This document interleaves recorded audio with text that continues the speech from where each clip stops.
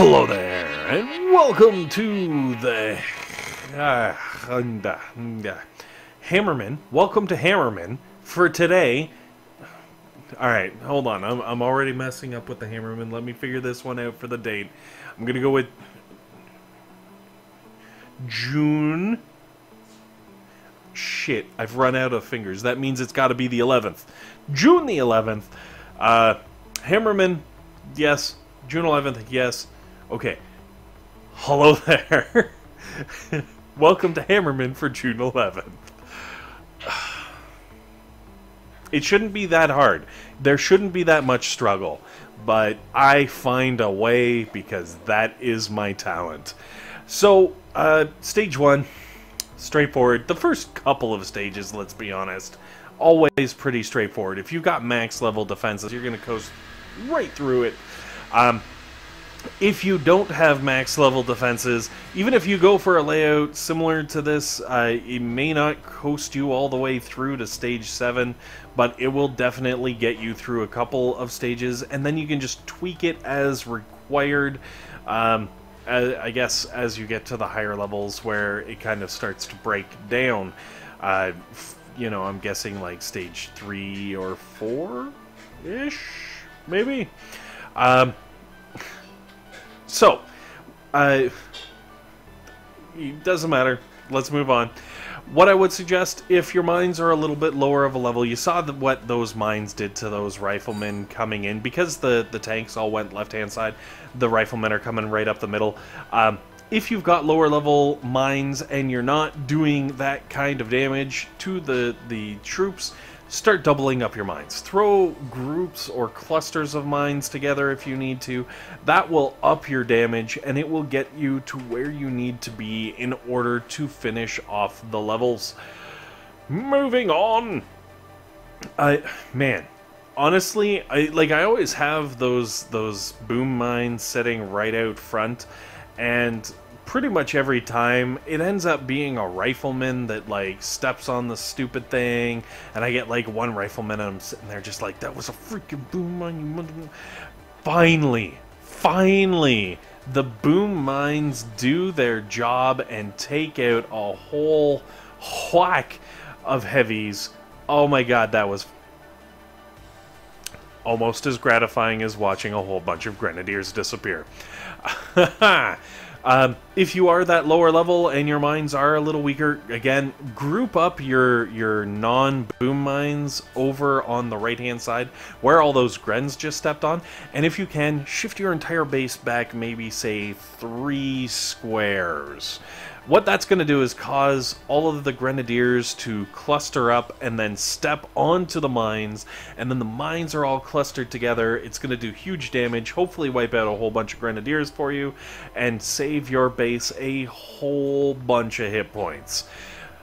Okay, moving on to stage 11D2. Whatever this stage is, I've lost track. I think it's like stage 4, stage 5, stage 4 or 5-ish. Whatever the stage happens to be, that's the stage we're on now. Hooray! See, this is what happens when I don't do the inserts. I unfortunately just didn't have the time to do it today. Just because things have been going a little crazy, and I actually have, well, depending on when you're watching this, I'm going to be doing like a thing for tribal shift with OP and OP, and however you want to call his name, and the chicken. So I got some stuff coming and some things. So if you're watching this before tribe change on June the 10th, tune in, please. Take a look. You know, I have no idea what's going on because I am incredibly scientific like that. I'm just like, I'll be there. I don't care. They have plans. They're the smart guys. They do all the thinking and the whatnots, and I just come to look pretty. All right, maybe I don't look so pretty, but I come nonetheless.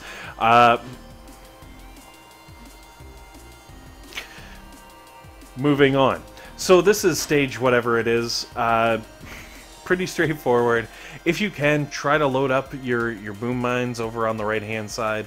Hopefully it'll clear out some of those tanks. Also, like the boom cannons and the regular cannons, stuff like that, over on the right-hand side. And when I say right-hand side, I mean like the lower end of the beach, the area closest to the trophies for the Mega Crab. Just because if you take out all of those tanks, it really does make things so much easier as the, I guess, waves progress on. Those stupid tanks, they do horrible things to the flamethrowers and the machine guns. I'm pretty sure that was stage 5, so we're gonna move on to stage 6, which is kind of scary because, as you can see, the riflemen's and the medics are out, and jeez, you know how it is with those riflemen and those medics. They turn into a blob of unkillable death, and it's absolutely freaking horrible. So, what I'm going to point out is that, yes, I am doing this, because I record these as I'm going through and doing Hammerman Live.